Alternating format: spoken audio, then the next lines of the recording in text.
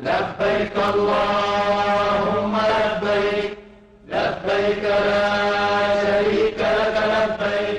আল্লাহর নৈকট্য লাভের অন্যতম ইবাদত পবিত্র হজের দিন আজ।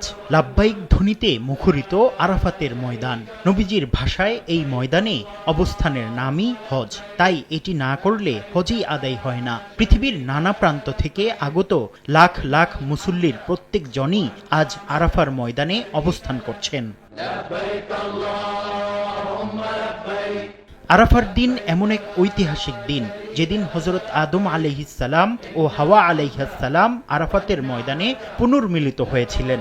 আর এই ময়দানেই নবীজি হিজরতের 10ম বছরে উপস্থিত লাখো সাহাবীর সামনে দিয়েছিলেন বিদায় হজের ঐতিহাসিক ভাষণ, যেখানে তুলে ধরেন মানবাধিকার, নারীর অধিকার, জীবন মর্যাদা ও ইসলামী ভ্রাতৃত্বের ঘোষণা। আজকের এই পবিত্র দিনে তওবা, কান্নাকাটি আর দোয়ার মধ্য দিয়ে কাটাচ্ছেন হাজিরা। কেউ দাঁড়িয়ে, কেউ বসে, কেউ বা দুহাত উঁচু করে প্রিয়জনদের জন্য দোয়া করছেন।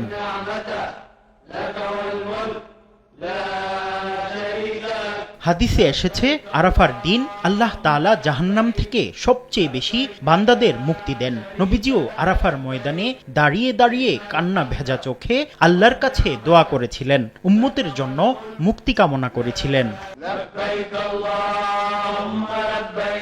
এবছর পবিত্র হজ ঘিরে সৌদি সরকার নিয়েছেন অত্যাধুনিক সব ব্যবস্থা।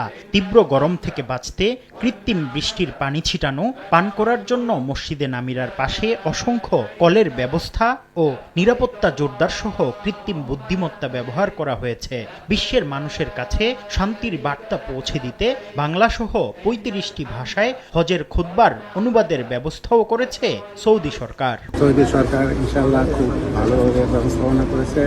সেই হজে আমরা উপস্থিত আমরা খুবই আলহামদুলিল্লাহ।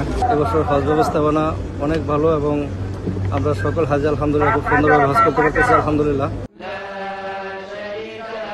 সূর্যাস্ত পর্যন্ত হাজিরা দোয়া ইস্তেগফারে অবস্থান করবেন ঐতিহাসিক আরাফাতের ময়দানে। এখানেই জোহর ও আসর নামাজ একসঙ্গে আদায় করবেন। এরপর রওনা হবেন মুজদালিফার উদ্দেশ্যে, যেখানে রাত কাটাবেন খোলা আকাশের নিচে। সেখানে একসঙ্গে আদায় করবেন মাগরিব ও এশার নামাজ। ভোর হলে নিবেন জামারাতে যাওয়ার প্রস্তুতি। সেখানে গিয়ে তারা শয়তানকে পাথর মারবেন। আজই ইসলামী বর্ষ গণনার সবচেয়ে গুরুত্বপূর্ণ দিনগুলোর একটি 9 জিলহজ, প্রেমময় ইবাদত হজের দিন।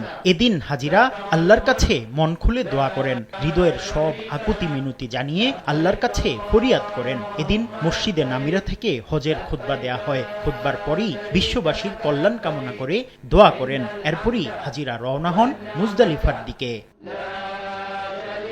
মুফতি আব্দুল্লাহ তামিম, সময় সংবাদ।